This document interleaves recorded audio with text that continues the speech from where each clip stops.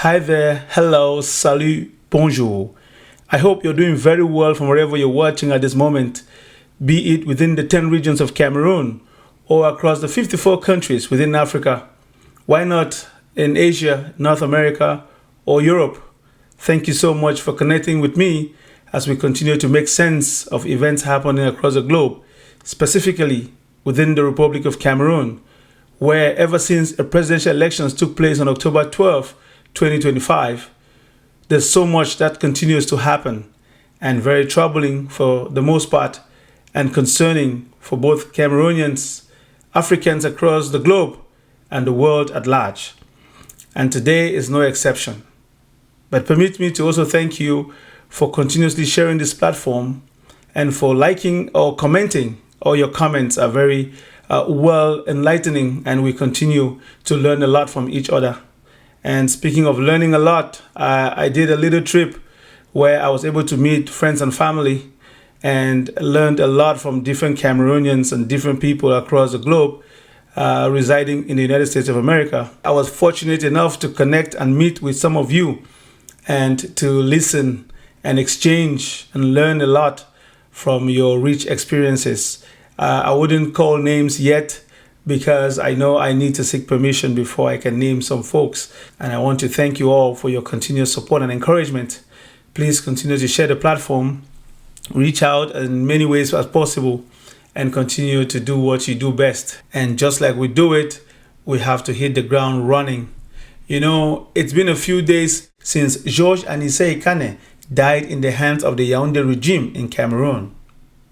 The candles are still burning at Manidem headquarters in Douala.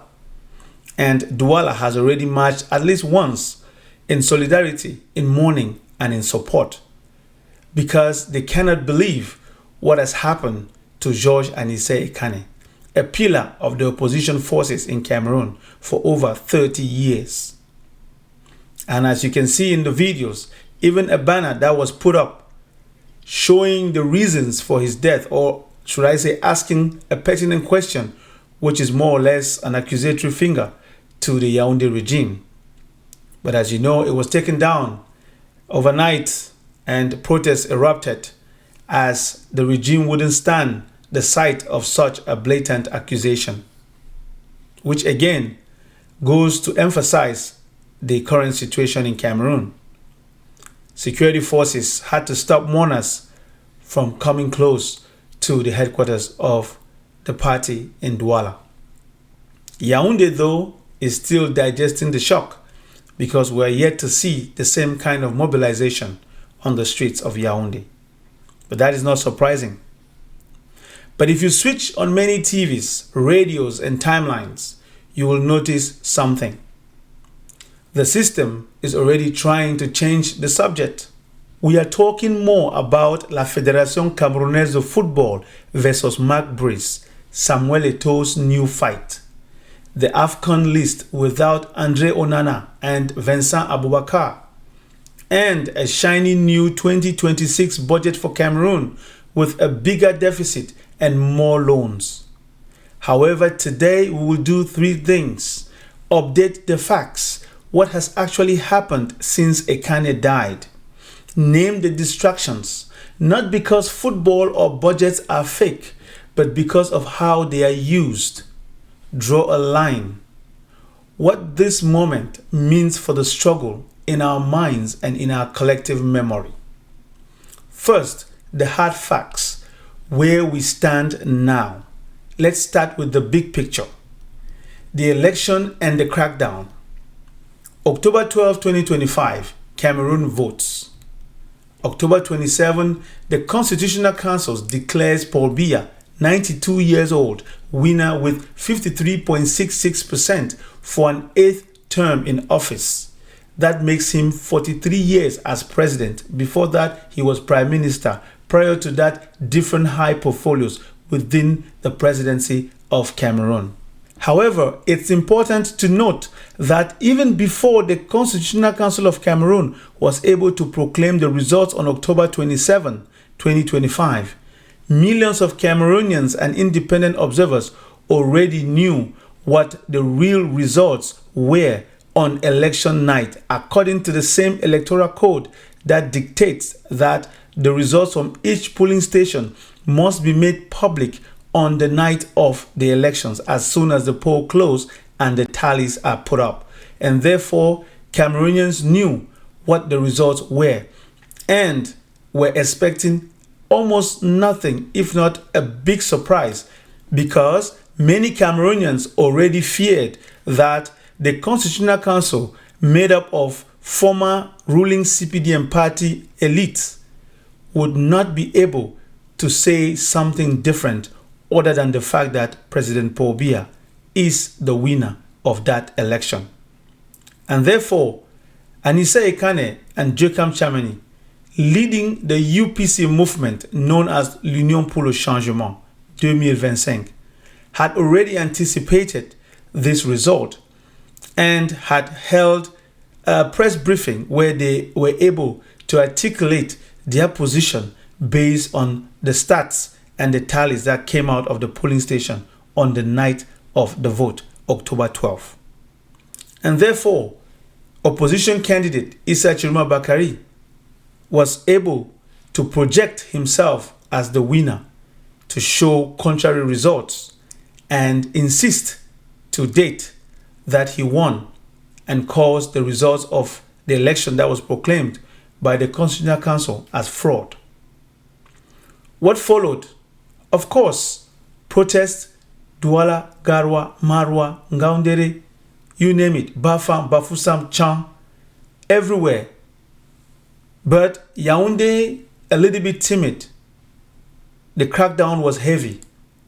There was crackdown as soon as the results were proclaimed, and prior, arrests had already been made. And Anicet Ekane was one of those because, again, he was arrested on the evening of October 24th, 2025. And news and confirmation only came the next day on the 25th of October. And reports suggest that he had gone to the gendarmerie for a different matter altogether because his nephew had been picked up and he had already been targeted according to party members. And that is how Anicet Ekane drove himself right into the bait that was set for him by the forces of the regime stationed in Douala. We are going to come back to that in a moment.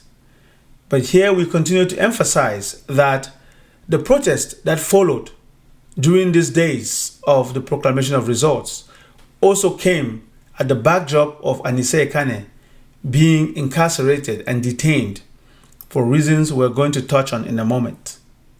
And as you know, security forces used live ammunition, tear gas, and conducted mass arrests.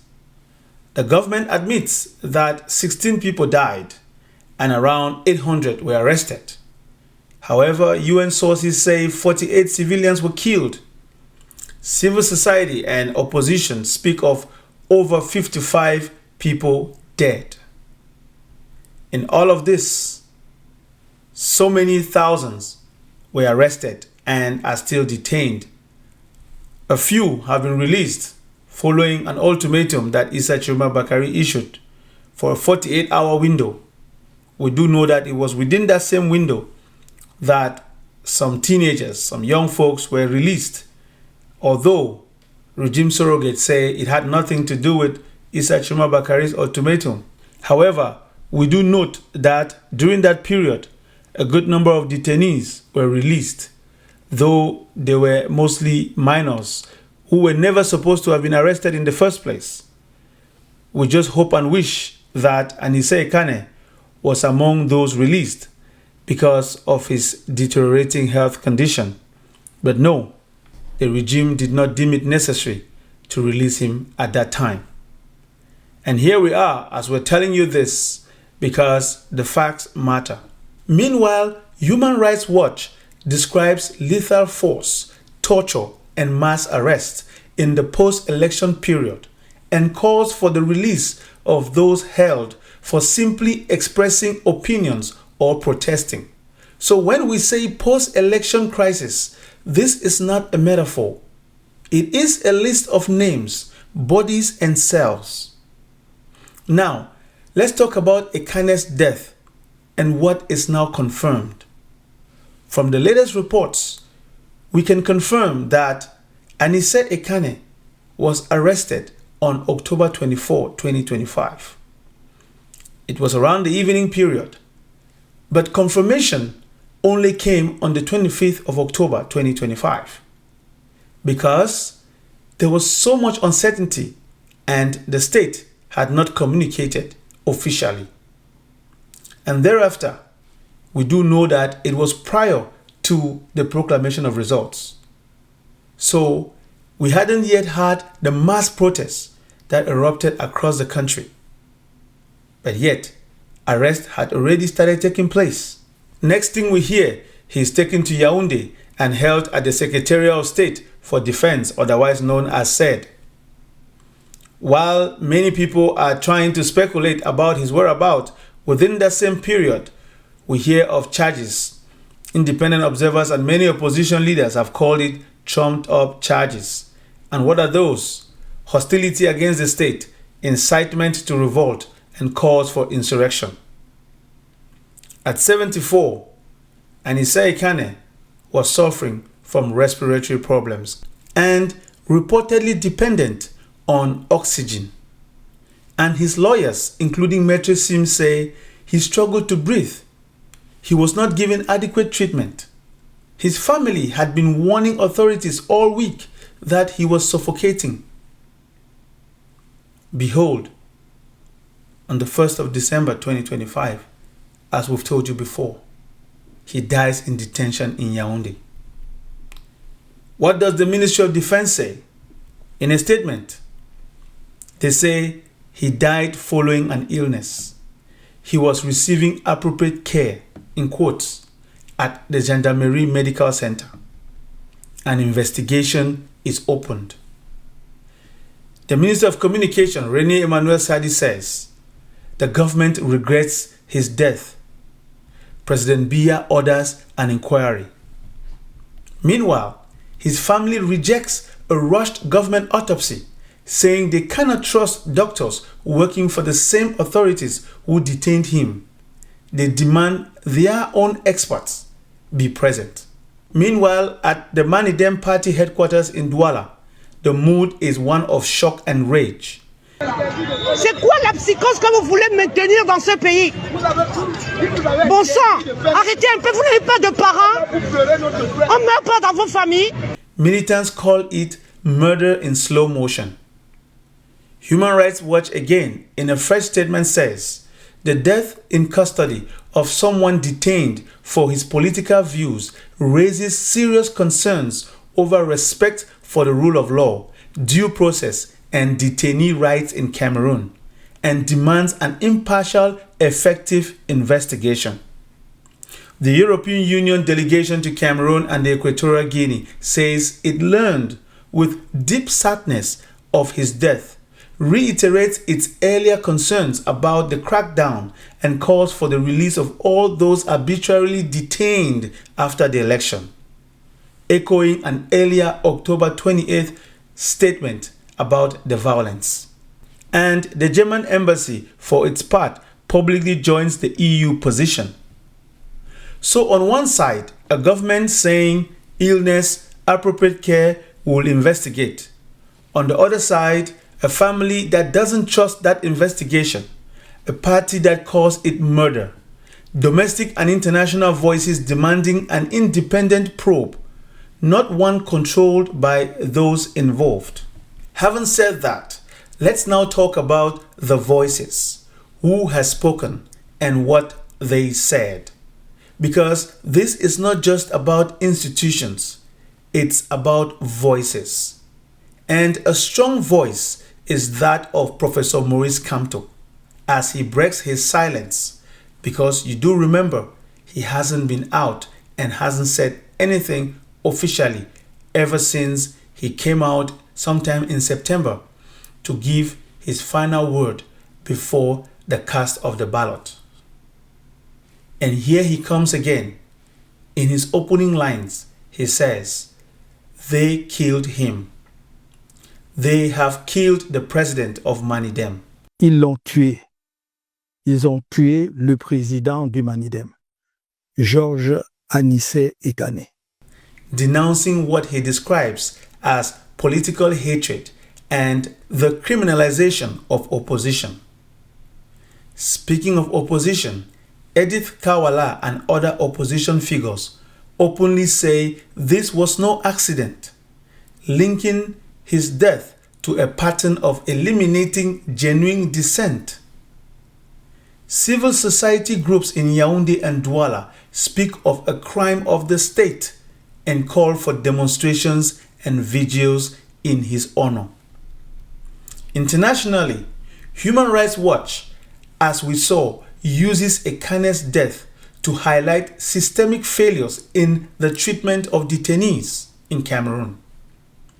The EU, Germany, and others signal that this is not just an internal matter, it touches on human rights obligations. So no, this is not a small local story. It is a national and international signal about how far the system is ready to go to keep control over the narrative and over fear. Meanwhile, football, budgets, and the art of moving on is being played on the sideline. Now let's talk about it. Let's talk about what else is filling the airwaves.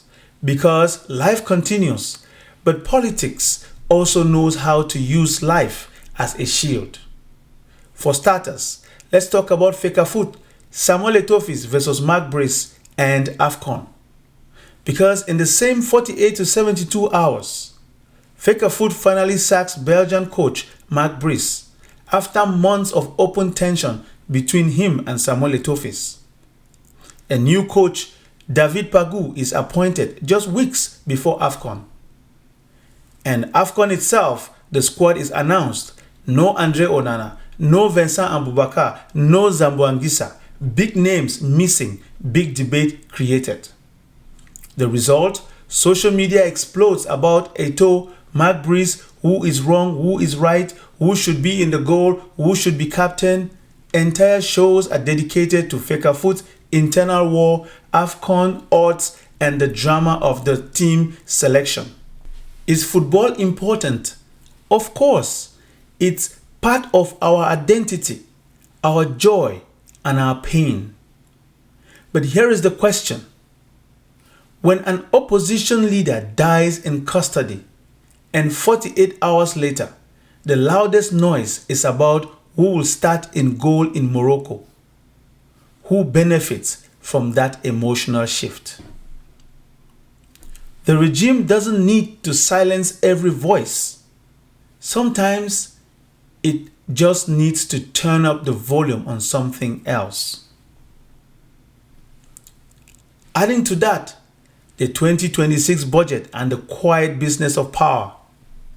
At the same time, in the National Assembly, government presents a draft budget for 2026 where the deficit is expected to double from about 309.9 billion francs CFA in 2025 to 631 billion in 2026, driven by increased spending and rising debt. Total financing needs climb above 3,100 billion francs CFA, with more external loans and securities planned. With a CPDM supermajority, that bill will likely pass with little genuine debate. So, on the surface, normal institutions at work, parliament sitting, state planning, underneath, a regime consolidating economic control and future debt, while the political crisis has not been solved and a key opposition figure has just died in custody. It's not that budget discussions are fake. They are very real and will affect people's daily lives. But they fit into a familiar choreography: repression, brief shock, distraction via sport, and bureaucratic routine. Let's turn the page. Adding to that, let's connect the dots. What this moment really shows. Let's put the pieces together. A disputed election that many Cameroonians do not trust. A post-election crackdown with so many people killed and hundreds and almost thousands and thousands jailed. An opposition figure, elderly and ill, arrested, labeled insurrectionist, dying after weeks in detention. A government that always opens investigations when the world is watching, but rarely delivers clear accountability. A public sphere quickly refocused on football wars and technical budget debates. The new dot that Ekane's death adds is this. In Cameroon today, the line between political opponent and political prisoner is thin. And the line between political prisoner and dead in custody is getting thinner. And for the resistance, another hard truth. If we do not organize memory, the system will organize forgetting. So that leads us to the path for minds and memory without giving slogans. Because I'm not here to give you a magic formula or to shout empty slogans. But if we are serious, here are 5 things this moment asks of us as citizens, as diaspora, as youth, as elders, as friends of Cameroon across the globe. Number 1, turn outrage into documentation. Raw emotion fades quickly. Files don't. Every detail of Ekane's case, arrest date, detention location, health records, lawyer visits, official statements must be kept copied, archived. The same for all those killed and arrested in the different political crises in Cameroon. We can go as far back as 1990 if we want. It's important because this is the case that needs to be built. We have to go in the depths of all the different moments when Cameroonians have lost their lives, shed their blood because they wanted change. We can even talk about the Bepanda Neuf or the Neuf disparu du Bepanda. Yes, we can go that far. The Anglophone crisis needs to be, dealt with thoroughly. Documentation. Very important because this moment is not going to come twice in the history of a nation like Cameroon. As you know, without a solid record, tomorrow they will say, we don't remember. We didn't know. There's no proof. Où sont les preuves? You heard that before when there was embezzlement, corruption, filthy, devastating things that were happening. And the current president was interviewed and asked what he's going to do about all of this. And he said, où sont les preuves? He was warned that his ministers were stealing, taking away Cameroon's wealth and stuffing it abroad.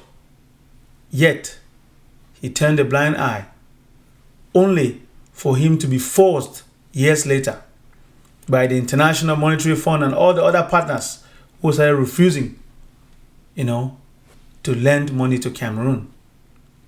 And as such, at that time, Operation Epervier came into being. And we started hearing of Konak and all of this. And we ended up almost having a full government in Kondengi in jail, arrested at different periods for different reasons. Although many opposition figures have still termed those arrests as some form of political purging because it was all about survival and conservation of power. Because it turns out that many of those who were arrested and detained and sent to jail are those who had become so influential.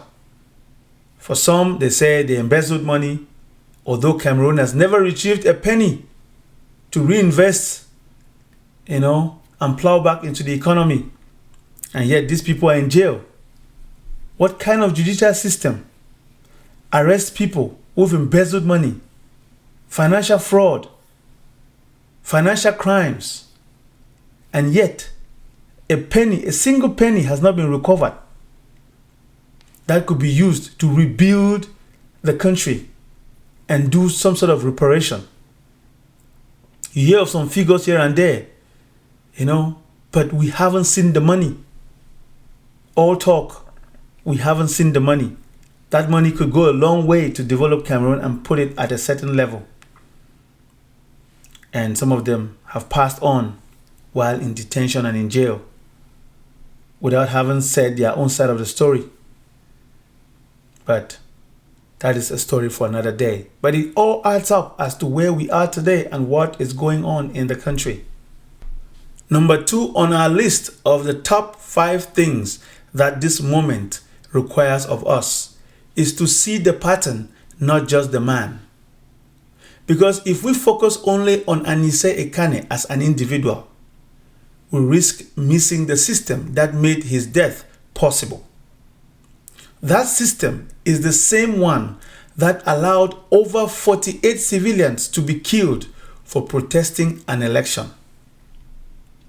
That same system watched university students in Boya trampled upon, rubbed in mud, because they stood up for what is right.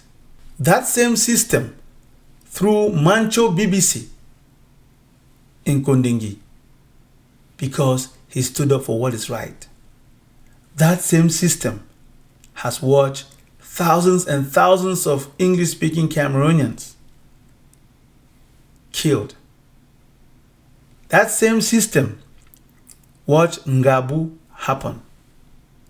That same system watched so many go to jail, internally displaced for over 10 years. That same system normalized post-electoral crisis. In other countries, people vote, the results come out, the winner is known, business as usual, life continues. But in Cameroon, it's become routine. After every election, people must die because something has to go wrong. Something has to go wrong. That same system holds people without trial. That same system has normalized the idea that strong power is more important than living citizens. A mature resistance doesn't just cry for one man. It names and studies the machine that produced his fate. Third on our list is to refuse emotional hijacking. It's okay to love football. It's okay to follow AFCON drama and argue about lineups. But when every conversation becomes Onana versus Eto'o, Breeze versus Pagu, and no one remembers the names of those who died last month for simply walking with a flag, then something is wrong. We need to be able to say, yes, I'll watch AFCON, but no, football will not erase what happened in October, in November, and December, in 2016, in 2017. Yes, that is why we have to make sure that we organize the memory. Cameroon history is haphazard for a reason. There are so many missing parts in Cameroon history. There are so many controversial points in Cameroon history, and it's for a reason. Because the system doesn't want you to remember. They don't want you to remember. And this is part of that legacy. The fourth point on our top 5 is to connect the struggles, elections, Anglophone crisis, the economy. Everything we've described today is linked. the habits of impunity built in the Anglophone crisis, the militarized reflex used now against protesters after an election, the economic pressures of a rising deficit and more debt that will land again on the shoulders of ordinary people. These are not three different stories. They are three sides of the same cube. A regime that wants power, money, and quiet, and is willing to sacrifice lives, rights, and future generations to keep those three. Finally, there is a very personal frontier no one else can police for you. The frontier between fear and total resignation, between anger and blind hatred, between pain and cold clarity. You don't have to be a hero. You don't have to be on every front line. But you can decide one thing. I will not let them decide what I remember, what I care about, and what I call injustice. And as we wrap up, it's important to name the moment. So dear friends, Cameroonians home and abroad, and friends of Cameroon, across the African diaspora and in Europe and the Americas. A few days after the death of Georges Anicet Ekane, here is where we stand. The state says illness, appropriate care, investigation. His family and party say this is murder. After weeks of detention and medical neglect, Human Rights Watch, the EU, and several embassies say this must be independently investigated and all those arbitrarily detained since the election should be released, and we dare say go further to release all those over the decades, over the years who have ever been arrested because of their opinion, because of their ideas, because of their dissent or opposition to the Yaoundé regime should be released, because that should never happen in the first place in a country that claims to practice democracy. While all of this is going on, at the same time, the country is being invited to argue about AFCON, debate Eto'o and Macbrace, swallow a new budget and move on. You're free to decide which of these stories will occupy your heart and your mind. My invitation is simple. Don't let Ekane's name vanish. Don't let October to December 2025 crisis be reduced to a few incidents. Don't let the Anglophone crisis that ensued since 2016 has gone through different turns. 2017, the arrest of different folks, the Fontaine-Nebas, right down to the death of Aya Paul Abine. Don't let all of that go to waste. Don't let those who've died, those who died in 2008 on the Revolt because they were against the modification of the constitution that led to where we are today. Don't let all those who've marched for different reasons in Cameroon to show their dissent, to champion for change. Don't let all of that to go to waste. Maybe it's not the system that is sophisticated enough to know how to distract Cameroonians. Maybe Cameroonians themselves love to be distracted because it may be easy for them to pour out their frustration and vent when talking about football, Samuel Eto'o, Macbrace, and so on. Whereas when it comes to matters of good governance, matters of civic education, matters of everyday economic struggles, maybe they are afraid to express opinion and be targeted and be jailed and be killed and be detained and be suffocated. Irrespective of the scenario that best describes your situation, you should remember one thing. The power lies in you because the people are sovereign. Don't let a system built on silence to dictate your memory. And if this conversation helped you see a few extra dots, don't just click away. Share it far and wide. Let's continue to cast a spotlight on Cameroon. Talk about it with someone. Remember to hit that like button so YouTube can recommend it to like-minded people. Make sure to subscribe on the platform so you don't miss a thing. Hit the notification bell so you always get new updates as soon as we drop one. And if you think I missed something, please share it in the comment. Add your own. Correct where you think there's something that was omitted. But please don't forget. Stay vigilant, stay informed, stay alert, and stay away from propaganda. Because we've heard some very troubling things coming from the lips of CPDM regime surrogates, saying things about Anicet Ekane that are just so concerning when you hear someone say Anicet Ekane was so tired, he shouldn't have been engaging himself in political fights, in opposition fights, because he had given his all. He should have allowed things to be and just go and rest. And you ask yourself, these are CPDM surrogates talking to a 74-year-old Anicet Ekane who could articulate clear sentences way before he was arrested, who was seen in a press conference talking clearly.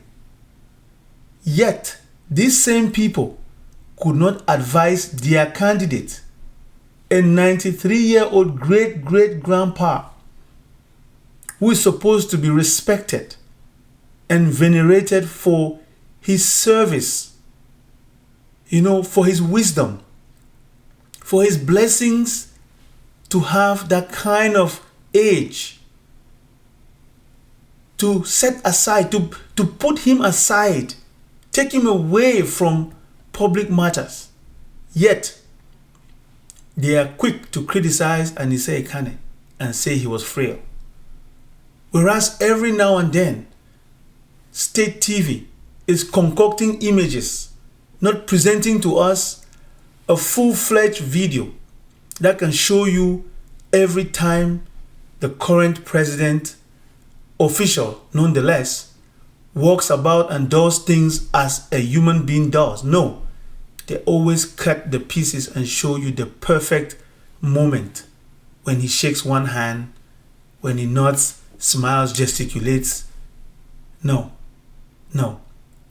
Anicet Ekane's memory deserves to be respected. And that is why it's important that you don't forget. And that is why it's important that you document. And that is why it's important that you continue to shine a spotlight everywhere they're trying to bring silence, quiet, and almost some form of gloom. Remain vigilant, stay away from propaganda, continue to share the content, and stay awake inside. And on to the next one. May God bless Cameroon.